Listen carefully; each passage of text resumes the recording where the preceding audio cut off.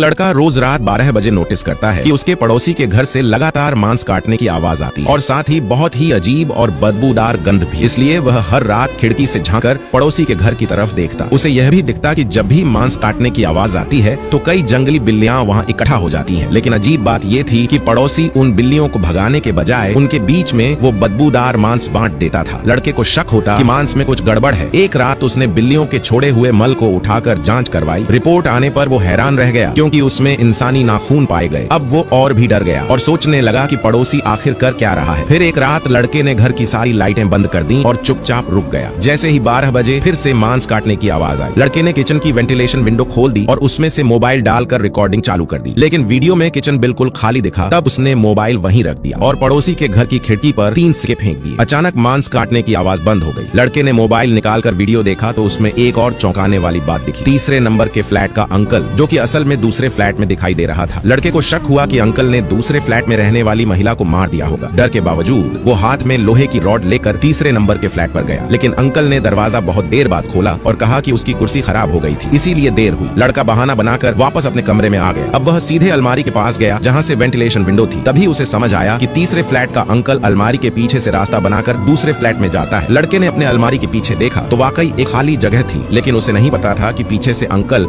अब उसे मारने की तैयारी कर चुका है। लड़का समझदार था, उसने तुरंत रुकने का फैसला लिया। अगली सुबह लड़के ने ध्यान रखा कि अंकल कब कचरा फेंकने जाता है और फिर जाकर उसका कचरा चेक किया, लेकिन कुछ नहीं मिला। तब उसने खुद अलमारी के पीछे से दूसरे फ्लैट में घुसने की सोची। वह अंदर गया और हर चीज को ध्यान से देखने लगा। तभी वहाँ दूसरी फ्लैट वाली महिला सामने आ गई और उसके पीछे से अंकल भी आ गया। अब सच्चाई सामने आई। अंकल ने बताया कि कुछ महीने पहले एक बदमाश महिला के घर में घुस आया था। अंकल ने बचाने की कोशिश की, लेकिन गलती से महिला के मर चुके पति की अस्थियां गिर गई। महिला ने डर के मारे चाकू से बदमाश को मार डाला। तब अंकल ने उस गुनाह को खुद पर ले लिया और हर रात बदमाश के शरीर के टुकड़े काटकर बिल्लियों को खिलाता ताकि किसी को पता न